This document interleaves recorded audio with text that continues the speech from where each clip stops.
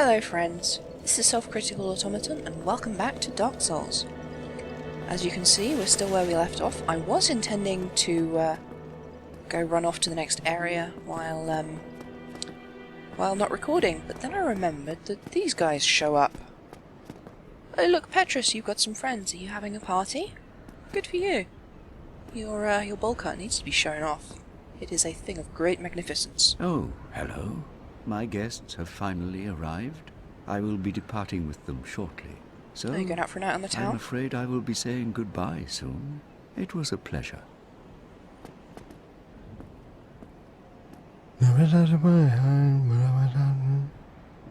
Okay. What have we here? You look awfully raggedy.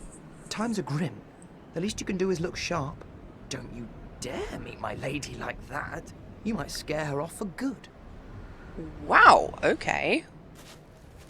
Very snooty for you know, an undead guy who's in the land of the undead and stuff. You are undead as well. Then we've no time to fraternize. I have my mission and you no doubt have yours. We must not let this curse overcome us. Yeah, so at least she's nice, I Did I guess. not explain the urgency of our tasks? Or are you so uncouth as to lack such judgment? By the looks of you, I should think not. Yeah, I actually really like her, and I like her voice actress as well. So yeah, these lot have shown up, and they'll be departing soon.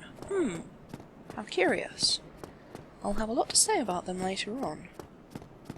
Eyebrow waggle, eyebrow waggle. But yeah, for now, we're off back to Andre's tower, and then from thence to the mysterious Darkwood. Is it Darkwood or is it Darkroot? No, it's Darkroot. Yes, God, how many hours have you spent playing this game? Like 200? Yeah, Darkroot. It's where the roots are dark. I'm sure you remember these crappy Hollow-Lands. Ouch. Kidney punch. Kidney punch. That's the other reason I really like the Cestus. Kidney punching. That and the high-speed punches.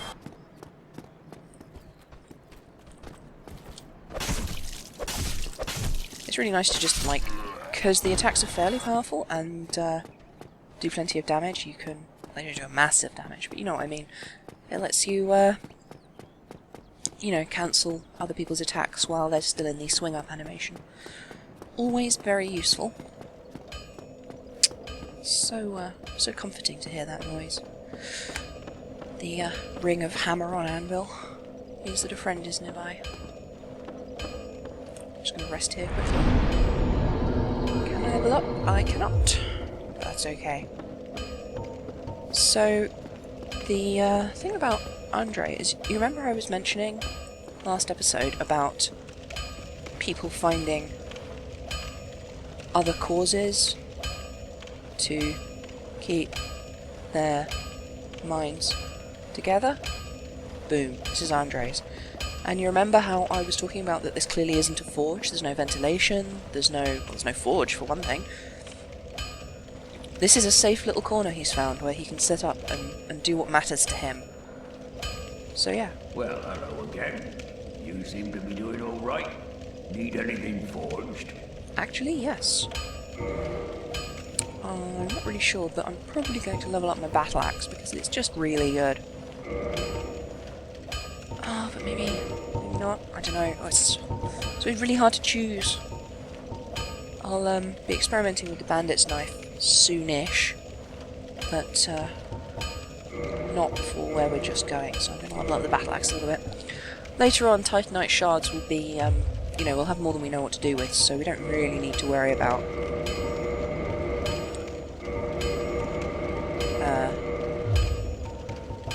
really need to worry about making sure we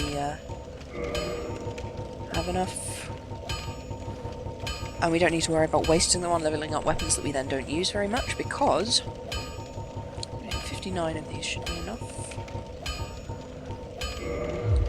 I'll get you some, neither of them. Maybe I want to see me go hollow. Huh, do you think of that, huh? So yeah, in here we have... Holy crap, what's that?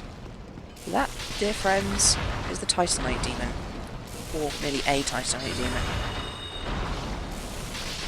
This is the first one you'll meet, and it's surprisingly easy to fight because you can just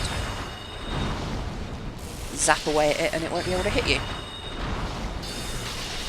It does move from time to time and be like, you can't just cheese me like that, that's not fair, but, you know, there's about 7 different places you could stand and do this. As long as you don't get close enough to him that he triggers his melee, it's pretty safe. Although, I am slightly out of range for these attacks, so maybe I should edge in a little bit closer. And they do a lot of damage, so... The lightning bolts, I mean. And of course, it's quite easy to kite them around as well, because they only have one leg. Interestingly, the thing about Titanite demons only having one leg, they look unfinished. They look like something that's been damaged. They look like they've had their head removed and a leg removed. But we're just assuming that. Like, we only assume that it should have a head and 2 legs, because the rest of its body looks vaguely humanoid.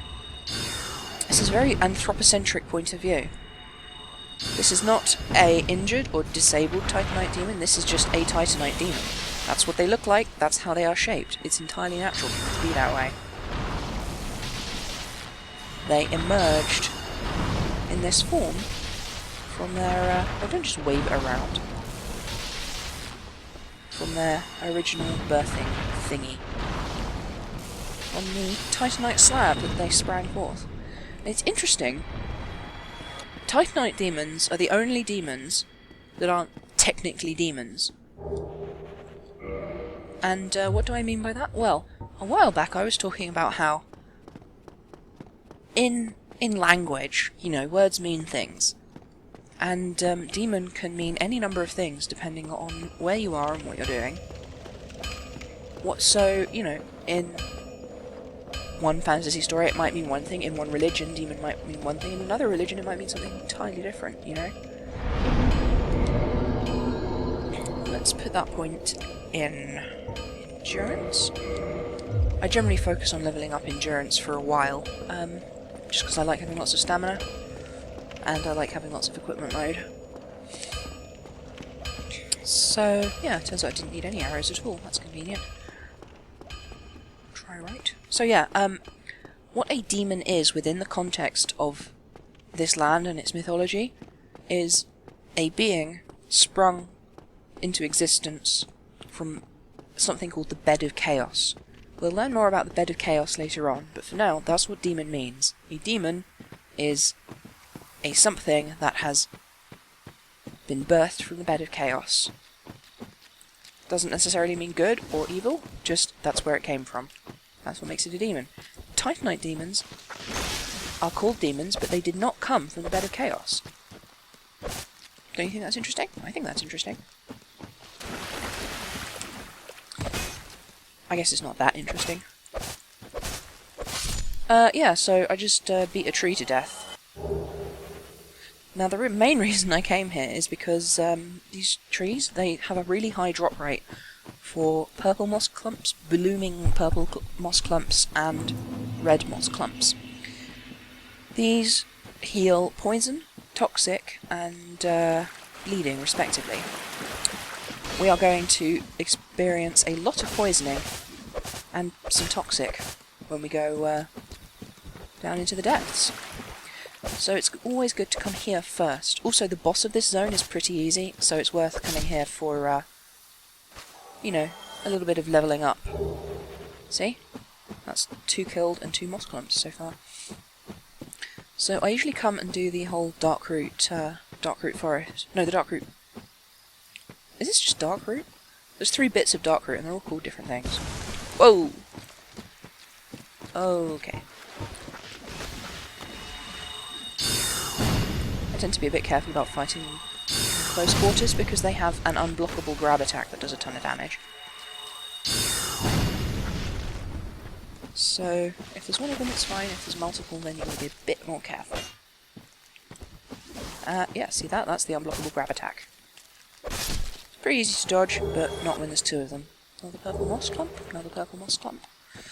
Yeah, when we go to the depths, it's there's a lot of poison there, so it's generally a good idea to come, even if you're not going to play through this whole area, at least come here and get some moss clumps, because the undead lady, she does sell moss clumps, but they're very expensive. I think they're 1,000 each, it's kind of massive. Hello, what's that guy fighting? So yeah, now, this is a big old shiny thing, locked by some contraption. Andre sells a magic crest that will open that door for us, but that's not really what we're up to right now. What we're up to right now is popping this invisible wall open and lighting this bonfire. This bonfire makes a good good rest point for going down here, which leads to the boss and most of the rest of the Dark Root area. However, we're going to take a bit of a detour first and see if we can grab the... what's it called? The Grass Crest Shield, which is a shield which has a very useful magic ability. The magic things in this game, I don't think they are ever things like +1 strength or anything like that. The magic things in Dark Souls are always, you know, health regeneration or stamina regeneration or, you know, other somewhat more esoteric things. So, yeah. Try Hidden Path. Now, we've got to be careful because down this way is a Silver Knight. I think it's a Silver Knight rather than a Black Knight, which is interesting for reasons. Reasons that I will eventually get to. Oh dear. 13.8, okie dokie. I won't be using my bow, but I don't really want to fight him with my cestus. So, yeah. The Grass Crest shield gives you bonus stamina regeneration, which is incredibly useful. However, the shield itself does not have 100% damage blocks, so I tend not to use it because I really like blocking damage with my shield, you know. Oh, haha! That's a Titanite beetle thingy. No! No, no, no, no! Ah, I got away! Oh no. Still, I can come back and get it again later. The thing about them is that they respawn until you kill them. They just... It's so frustrating when they just vanish like that. It's like, come on. So, yeah, there's a couple of items down here, I think. Actually, is this where we get the longbow? I think it is.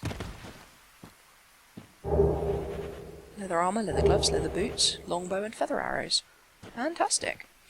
One of the interesting things about this is that if you pay attention, you'll notice that those are the items that the hunter starting class begins with.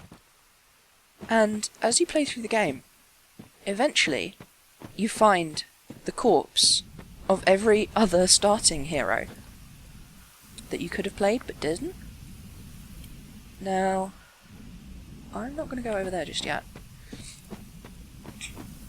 Although,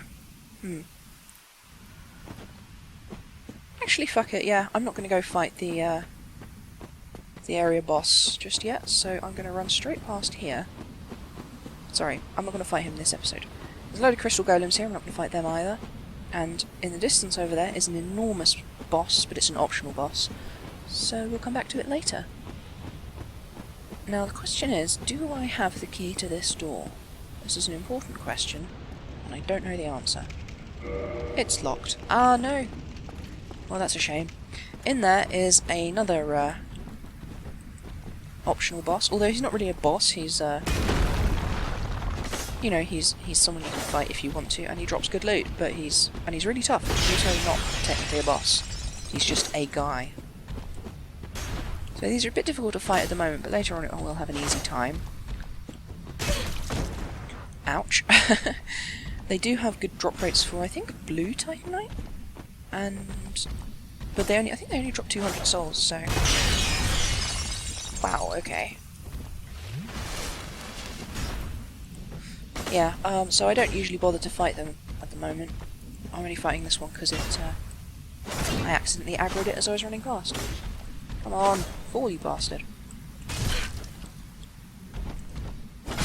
There we go. How many souls? 200, yeah, basically nothing. There's a bunch of items we could collect here, but I'm not going to. So, yeah, I was talking about the bodies. Basically, you can find the bodies of... You can find... How can I phrase this correctly? Throughout the game, you find various bodies, and all of the sets of starting equipment can be found on some of these bodies. So the implication is that all of the different people you could have been also took the same journey you did. And on that journey, they died at various different points.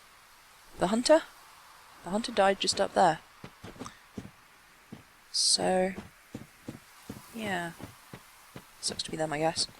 Now, we've got to be careful here, because that is a knight. And I believe it's a silver knight. And this is a tough place to fight, because, as you can see, it's very fally downy. I think it's a silver knight.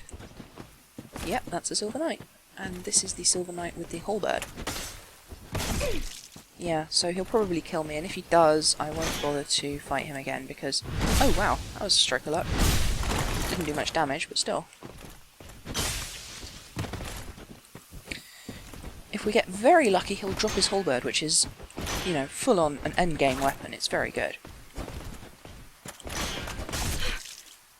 If we're also lucky, he'll just jump backwards off the cliff and take care of himself for us. There's not much to say about this, really. I'll have some stuff to say later on about the difference between the Silver Knights and the Black Knights. But for now, I'm mostly going to focus on not dying. Remember how much difficulty I had with the other Black Knight? Well, the first Black Knight. And the second Black Knight? I guess they weren't that difficult. This guy's harder than they are, because he's got a halberd which has fantastic reach and a bunch of cool moves. And, yeah, that was a badly timed potion drink, wasn't it? Looks like I've got him down to about half health. So, you know, chances are good that I will actually beat him. Ouch. Unless I, you know, just keep letting him hit me like that. Jesus Christ. Come on, Auto. Jump back so I can heal.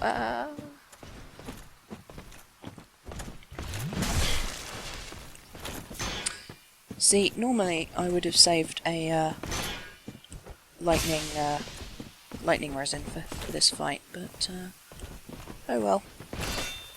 I'm not sure they're even weak to lightning, but you know, it's still useful to have the bonus damage. And I'm down. Okie dokie.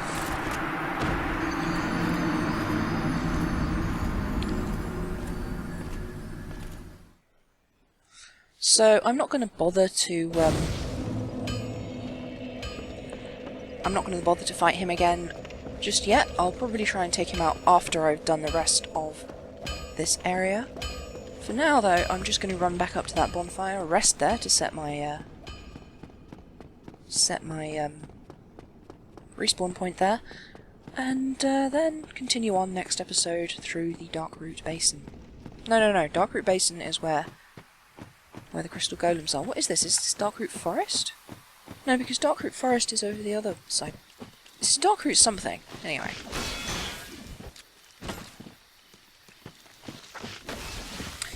But yeah, no, these guys all respawn as well.